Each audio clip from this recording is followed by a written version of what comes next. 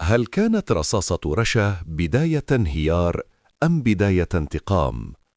الحلقة السابعة من دروب المرجلة تبدأ مباشرة من لحظة إطلاق النار.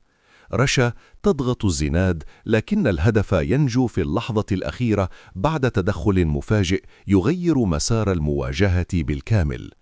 الهروب لا يعني النجاة، بل يعني أن المواجهة القادمة ستكون أعنف لأن الدم أصبح قريباً. مهاوش يتحرك فوراً برفقة مقناص نحو قبيلة فهد زوج سدرة. الهدف واضح: تثبيت النفوذ قبل أن يتمدد هصومهم، لكن الطريق يتحول إلى ساحة قتال بعد ظهور العقرب وعصابته. الاشتباك ليس عابراً، بل رسالة مباشرة أن الصراع خرج من الخفاء وأصبح مواجهة مكشوفة. في الجهة الأخرى، فزاع يواصل التخطيط بصمت. يتم كشف موقع جديد يجهزه ليكون مصنع المخدرات القادم.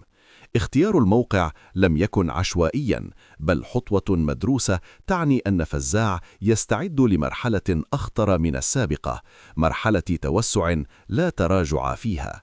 الأخطر أن فزاع زرع جاسوساً داخل الديرة. الشكوك تحوم حول شخصية قريبة جداً من الشيخ صقر. وجود خيانة داخل الصفوف يهدد كل التحالفات ويجعل أي قرار معرضاً للانهيار من الداخل. رشا تطلب من شاهين العودة إلى الديرة لبدء مشروعهما. هذه الخطوة تعني إعادة ترتيب القوى وربما تشكيل جبهة جديدة في وجه فزاع. العودة لن تكون هادئة، بل ستفتح باب صدام مباشر.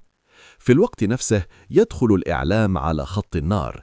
نعمان ومؤمنة يبدأان التحقيق في هروب فزاع ويقتربان من ملف المساءلة القانونية للفندم زاهر. انتقال القضية إلى الإعلام يعني أن المعركة لم تعد بالسلاح فقط، بل أصبحت حرب نفوذ وفضح أسرار.